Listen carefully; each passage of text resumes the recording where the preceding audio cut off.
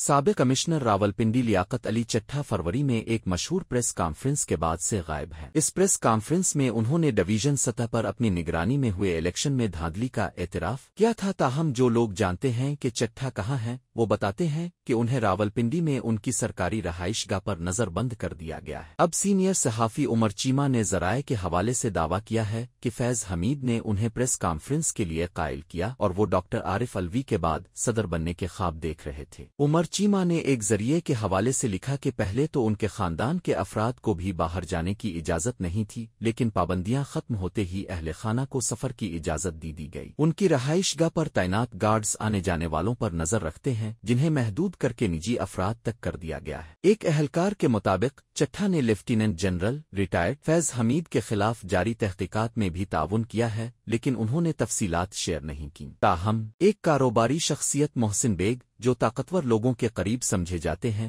نے ایک حالیہ ٹویٹ میں انکشاف کیا کہ چٹھا نے فیض حمید کے مطالبے پر پریس کانفرنس کا اعتراف کیا، جس نے انہیں نومبر میں عارف الوی کے عہدہ چھوڑنے پر صدر بنانے میں مدد کا وعدہ کیا تھا۔ رپورٹ کے مطابق سکرپٹ یہ تھا کہ جیسے ہی چٹھا صدر بنتے وہ وعدے کے مطابق عمران خان کی رہائی کی ہدایت جاری کرتے۔ ایک ذریعے نے بتایا کہ لیاقت چٹھا فیض حمید اور دیگر کے خلاف تفتیش کاروں کے ساتھ مکمل تعاون کر رہے ہیں۔ جب ان سے سوال کیا گیا کہ آیا ان کے خلاف کوئی سخت کارروائی کی جائے گی تو ذریعے کا کہنا تھا کہ فیصلہ ساز اسے سزا دینے کے بجائے اس سے معلومات اگلوانے میں زیادہ دلچسپی رکھتے ہیں۔ ان کے مطابق لیاقت چٹھا بوقت ضرورت فیض حمید کے خلاف کٹہرے میں آنے کو تیار ہے۔ ابتدائی طور پر ان کے خلاف بدعنوانی کی انکوائری شروع کی گئی تھی، لیکن جب انہوں نے حکومت کے ساتھ تعاون شروع کیا تو یہ انکوائری آگے نہیں بڑھ سکی۔